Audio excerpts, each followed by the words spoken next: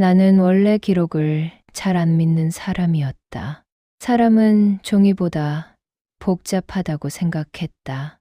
살다 보면 서류는 틀릴 수도 있고 사람은 바뀔 수도 있다고 믿었다. 그런데 그날 이후로는 생각이 바뀌었다. 서류가 틀리는 게 아니라 사람이 거짓말을 한다는 걸 알았기 때문이다. 그날은 제사 준비 때문에 장롱을 열었다. 시어머니가 전화를 걸어서 말했다. 이번엔 내가 족보 좀 꺼내서 정리해둬라. 나는 짧게 대답했다. 네. 시어머니는 덧붙였다. 내가 이제 눈이 침침해서 헷갈린다. 나는 또 대답했다. 네. 전화를 끊고 나서도 목이 답답했다. 항상 내만 하다가 내 인생이 이렇게 된 건 아닐까 싶었다. 장롱문을 열자 먼지 냄새가 확 올라왔다. 나는 상자를 꺼냈다. 예전에 한번 정리하려고 했다가 그대로 밀어 넣어둔 상자였다. 상자 안에는 각종 서류가 뒤섞여 있었다. 보험, 부동산, 아이들 서류, 예전 통장 사본, 그리고 낡은 족보 한 권.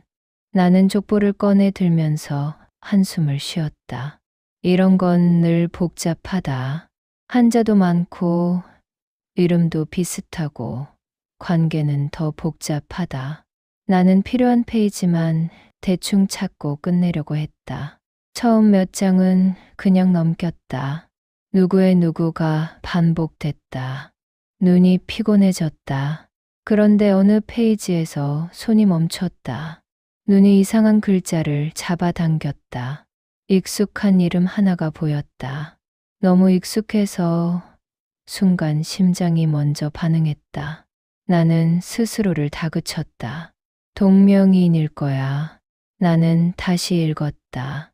그런데 옆에 적힌 주소가 내 눈을 멈춰 세웠다. 내가 어릴 때 살던 마을 주소였다. 낡았지만 분명한 주소였다. 나는 종이를 더 가까이 들이댔다. 손끝이 차가워졌다. 설마. 나는 다음 줄로 시선을 옮겼다. 거기에는 작은 글씨로 입적이라는 단어가 있었다. 그 순간 머릿속이 하얘졌다. 입적이라는 건 누군가의 호적에 들어간다는 뜻이다. 양자, 입양. 나는 남편에게서 그런 얘기를 들은 적이 없다. 한 번도, 결혼 전에도, 결혼 후에도 나는 스스로에게 말했다. 내가 잘못 읽었을 거야. 내가 한자를 헷갈렸을 거야. 하지만 손이 멈추지 않았다. 이미 본 이상 더 봐야 했다. 다음 장을 넘겼다. 그리고 나는 그 줄에서 숨이 멎었다. 입적 전 친부, 그 아래 적힌 이름, 내 아버지 형제의 이름이었다. 나는 그 자리에 그대로 주저앉았다. 등골이 서늘해졌다. 눈이 뜨거워졌다. 말도 안 돼. 나는 서류를 덮었다. 덮으면 사라질 것 같아서. 하지만 덮어도 현실은 사라지지 않았다. 종이 위 글자는 그대로 내 머릿속에 박혀 있었다. 그날 저녁 남편이 들어왔다. 현관문 소리가 평소처럼 들렸다. 나왔어. 그 목소리가 너무 일상적이라 오히려 화가 났다. 나는 거실에 서 있었다. 식탁 위에는 족보와 서류를 그대로 펼쳐두었다. 남편은 코트를 벗다가 식탁을 보고 멈췄다. 잠깐 멈춘 게 아니었다. 몸이 굳었다. 그 표정을 나는 잊지 못한다. 놀라는 얼굴이 아니었다. 당황하는 얼굴도 아니었다. 들켰다는 얼굴이었다. 나는 조용히 물었다. 이거 봤어. 남편은 대답을 못했다. 나는 다시 물었다. 이거 봤냐고. 남편은 겨우 숨을 쉬듯 말했다. 왜 꺼냈어? 그 말이 내 속을 뒤집었다. 나는 소리치지 않았다. 소리치면 내가 무너질 것 같아서. 그래서 더 낮게 말했다. 언제부터 알고 있었어. 남편은 눈을 피했다. 나는 한 걸음 다가갔다. 언제부터? 남편은 아주 작게 말했다. 오래전부터. 나는 고개를 저었다. 오래전이 언제인데?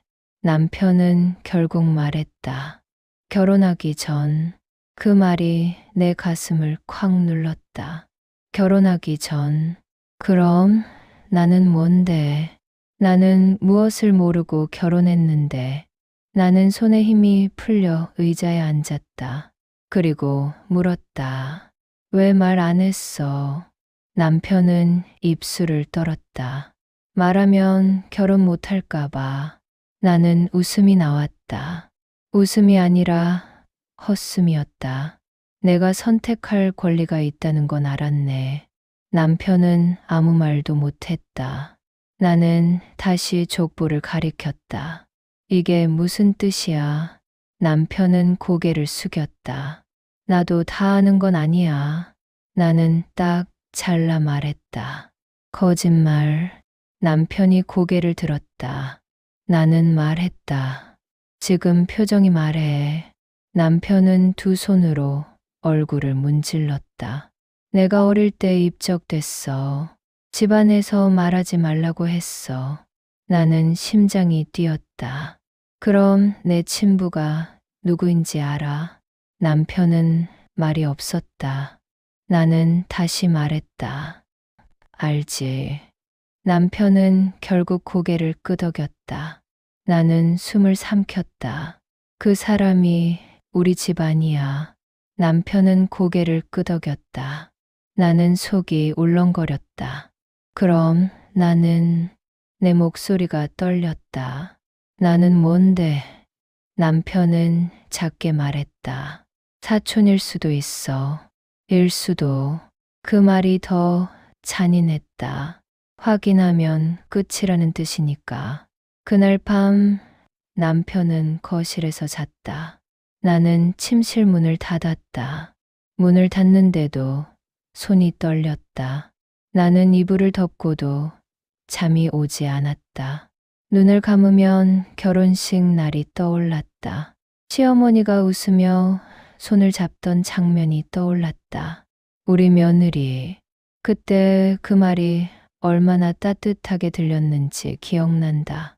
그런데 지금 생각하니 그 말이 끈적했다. 이미 알고 있으면서 했던 말. 그걸 생각하니 속이 뒤집혔다. 다음 날 아침 나는 출근도 못하고 서류부터 다시 꺼냈다. 나는 혹시 내가 착각했나 확인하고 싶었다. 나는 내 가족 관계 서류를 찾았다.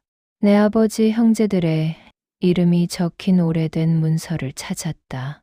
그리고 휴대폰을 들었다. 행정복지센터에 전화를 걸었다. 가족관계 관련 서류를 덧대고 싶어요. 직원은 친절하게 말했다. 본인 신분증 지참하시고 오시면 됩니다.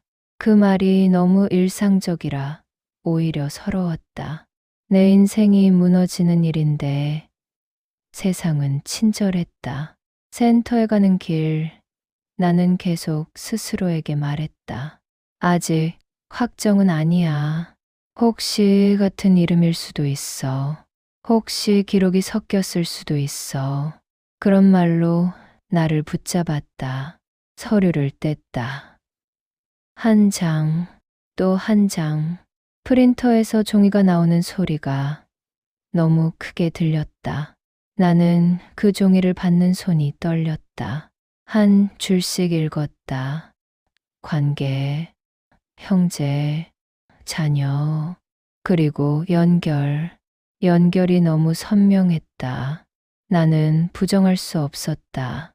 남편이 내 아버지 형제 쪽에서 입적된 기록이 있었다. 그 기록은 우연으로 만들 수 있는 모양이 아니었다. 나는 차 안에서 한참 멍하니 앉아 있었다. 핸들을 잡고도 시동을 못 걸었다. 그러다 문득 다른 생각이 들었다. 아이들은, 우리 아이들, 나는 그 생각이 떠오르자 숨이 막혔다. 아이들은 이미 다 컸다. 큰아이는 직장을 다니고 작은아이는 대학을 다닌다. 그 아이들에게 이 말을 어떻게 하지? 그 아이들이 이 사실을 알면 어떻게 될까? 나 자신보다 아이들이 먼저 떠올랐다. 그게 엄마인가 보다. 집에 돌아와 남편에게 서류를 내밀었다. 남편은 보지도 못했다. 나는 말했다. 확정이야. 남편은 입술을 깨물었다. 나는 물었다. 시댁도 알고 있었지. 남편은 대답하지 않았다. 나는 다시 물었다. 알고 있었지. 남편은 작게 말했다. 응. 그 응이 참 잔인했다. 한 글자로 내 결혼이 끝났다. 그날 저녁 나는 시어머니 집으로 갔다. 초인종을 눌렀다. 시어머니가 문을 열었다. 왜 왔니? 나는 바로 말했다. 알고 계셨죠. 시어머니의 눈이 흔들렸다. 나는 그 흔들림을 보며 확신했다. 시어머니는 알고 있었다. 처음부터. 어머니, 왜 저한테 말 안 했어요?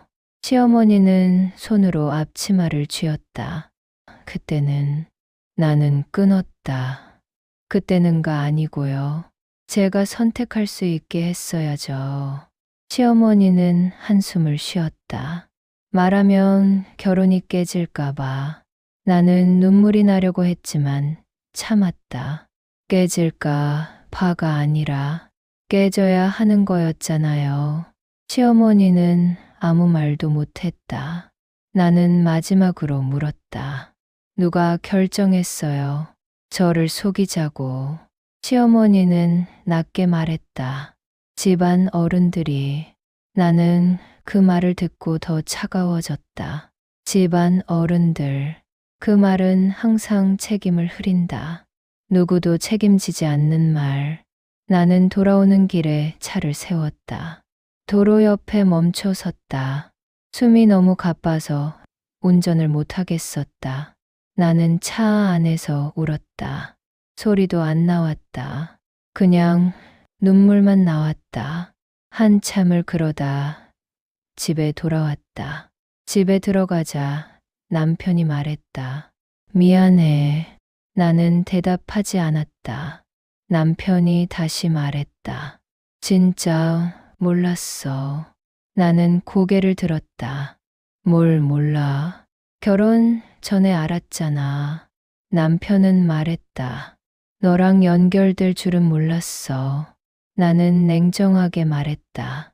연결될 줄 몰랐으면 왜 숨겼어? 남편은 아무 말도 못했다. 그리고 가장 어려운 시간이 왔다. 아이들에게 말해야 했다. 나는 아이들을 집으로 불렀다. 이유를 말하지 않았다. 그냥 저녁 먹자라고 했다. 아이들은 아무 생각 없이 왔다. 큰아이는 웃으며 말했다. 무슨 일 있어? 작은아이는 냉장고를 열며 말했다. 엄마, 오늘 뭐야? 나는 그 일상적인 목소리에 가슴이 찢어졌다. 나는 식탁에 서류를 올려놨다. 아이들이 물었다. 이게 뭐야? 나는 입술이 떨렸다. 나는 한참을 망설이다가 말했다. 너희한테 말해야 하는 게 있어. 큰아이가 웃었다. 설마 또 제사 얘기야. 나는 고개를 저었다. 작은아이가 눈을 찡그렸다. 뭔데? 나는 말했다. 아빠랑 엄마. 나는 숨을 들이켰다. 친척 관계야. 큰아이는 웃음을 멈췄다. 작은아이는 눈이 커졌다. 큰아이가 말했다. 무슨 소리야? 나는 서류를 밀었다. 읽어봐. 아이들이 종이를 읽는 동안 집이 조용해졌다. 종이 넘기는 소리만 났다. 큰아이가 물었다. 이게 장난이야. 나는 고개를 저었다. 작은아이가 입술을 떨었다. 그럼 우리는, 나는 말했다. 너희는 잘못한 게 없어. 큰아이가 소리쳤다. 잘못이 없는데 왜 이런 일이 생겨? 나는 대답을 못했다. 그 질문에 답할 수 있는 사람은 이 집에 없었다. 그날 이후 집이 바뀌었다. 아이들이 아빠를 쳐다보지 않았다. 아빠가 말을 걸면 나중에라는 말만 했다. 밥을 먹다가도 숟가락을 놓고 방으로 들어갔다. 집 안에서 문 닫히는 소리가 자주 났다. 남편은 거실에서만 있었다. TV를 켜놓고도 보지 않았다. 리모컨을 들었다 놨다만 했다. 나는 그 모습을 보며 생각했다. 이 사람은 겁이 나서 숨겼구나. 하지만 그 겁이 누구를 밟았는지 그는 끝까지 생각하지 않았다. 나는 어느 날 아이가 묻는 걸 들었다. 엄마, 나는 이제 누구야? 나는 그 질문이 너무 아팠다. 나는 아이를 안고 말했다. 너는 너야. 너는 너로 살아. 그 말이 위로가 되지 않는다는 걸 알면서도 나는 그렇게밖에 말할 수 없었다. 나는 잠을 못 잤다.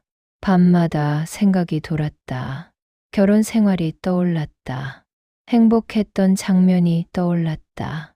아이들이 웃던 장면이 떠올랐다. 그 모든 장면이 갑자기 더럽혀지는 느낌이 들었다. 그때도 다 거짓이었나. 그러다 다른 목소리가 나를 붙잡았다. 아니야. 그 순간의 웃음은 진짜였어. 아이들의 성장도 진짜였어. 그 두 목소리가 매일 내 머릿속에서 싸웠다. 나는 결국 상담센터를 찾았다. 혼자 갔다. 상담사는 조용히 말했다. 지금 가장 힘든 건 통제권을 빼앗긴 감정입니다. 나는 고개를 끄덕였다. 상담사는 말했다. 본인이 선택하지 않은 삶을 살았다는 느낌이 강하실 거예요. 나는 그 말에 눈물이 났다. 정확했다.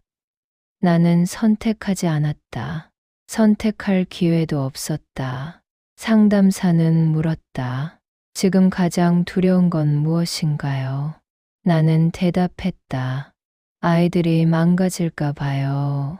상담사는 말했다.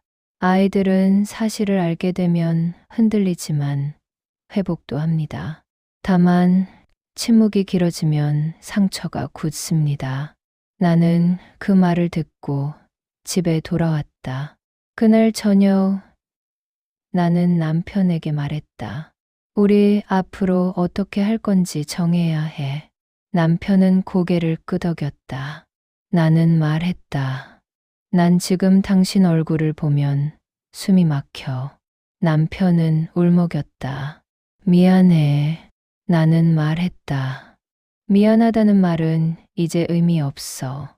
이건 사과로 끝날 일이 아니야. 남편은 말했다. 그럼 이혼할 거야. 나는 바로 대답하지 않았다. 그 질문은 너무 무거웠다. 이혼은 종이에 도장을 찍는 일이지만 실제로는 가족 전체를 찢는 일이니까. 나는 한참 있다가 말했다. 별거부터 하자. 아이들이 숨 쉴 공간이 필요해. 남편은 고개를 끄덕였다. 남편이 짐을 싸는 날 집은 조용했다. 아이들은 방에서 나오지 않았다. 남편은 현관에서 멈춰 서서 말했다. 나중에 아이들한테. 나는 끊었다. 나중에라는 말로 지금까지 숨겼잖아. 남편은 아무 말도 못했다. 문이 닫혔다. 그 소리가 이상하게도 너무 컸다. 남편이 나간 뒤에도 문제는 끝나지 않았다. 오히려 시작이었다. 시댁에서 전화가 왔다. 이게 무슨 난리냐. 집안 망신이다. 나는 처음으로 말했다. 망신은 제가 당했어요. 전화를 끊고 손이 떨렸다. 하지만 이상하게도 속이 조금 시원했다. 처음으로 내가 아닌 말을 했기 때문이다. 아이들은 더 예민해졌다. 큰아이는 회사에서 조퇴를 자주 했다. 작은아이는 학교에 잘 나가지 않았다. 나는 아이에게 말했다. 너는 내 삶을 살아야 해. 아이의 대답은 짧았다. 엄마는 내 삶이 정상이라고 생각해. 그 말에 내가 무너졌다. 정상. 나는 정상이라는 단어가 가장 잔인하다고 느꼈다. 어느 날 밤 큰아이가 내게 말했다. 엄마는 아빠를 사랑했어. 나는 대답했다. 사랑했지. 큰아이는 말했다. 그럼 엄마는 그 사랑이 가짜였다고 생각해. 나는 한참을 고민하다가 말했다. 사랑은 진짜였어.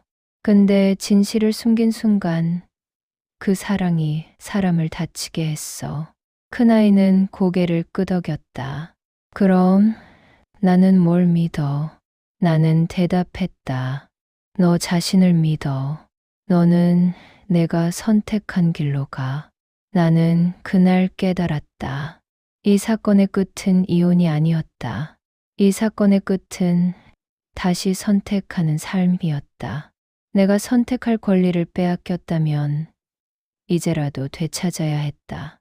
아이들도 나도. 며칠 뒤 남편이 연락했다. 나 잠깐만 얼굴 볼 수 있어. 나는 거절했다. 남편이 말했다.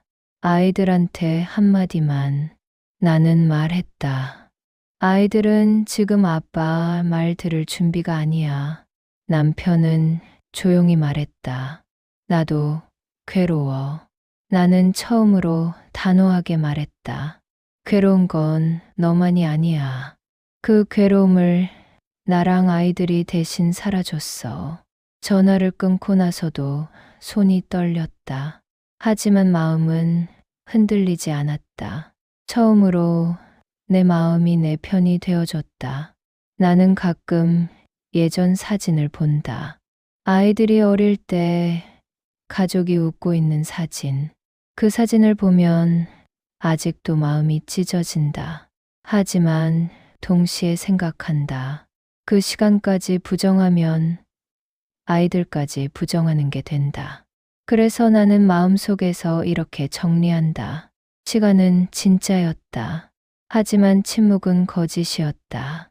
지금도 나는 가끔 악몽을 꾼다. 족보 페이지가 끝없이 펼쳐지는 꿈. 내 이름과 남편 이름이 연결되는 줄이 계속 늘어나는 꿈. 나는 꿈에서 소리치지만 목소리가 나오지 않는다. 그게 내 결혼이었다. 소리치고 싶었지만 말할 수 없었던 시간. 이제는 다르게 살고 싶다. 그래서 나는 아이들에게 말한다. 너희는 절대 침묵으로 살지 마. 불편한 진실이라도 말해. 그래야 너희가 너희 인생을 지킬 수 있어. 사람들은 말한다. 그걸 이제 와서 어떻게 하냐. 살다 보면 그럴 수도 있지. 나는 이제 그 말을 믿지 않는다. 그 말은 늘 피해자에게만 참으라고 하기 때문이다. 나는 마지막으로 한 가지를 깨달았다. 내 결혼을 무너뜨린 건 사촌이라는 사실 자체만이 아니었다. 그 사실을 알고도 숨긴 사람들의 침묵이었다. 그리고 그 침묵은 결국 우리 가족의 숨을 막았다. 나는 이제 숨 쉬고 싶다. 아이들도 숨 쉬게 하고 싶다. 그래서 나는 결론을 내린다. 진실이 늦게 올수록 잔인하지만 그래도 진실이 와야 끝이 난다. 침묵이 끝나야 사람이 산다.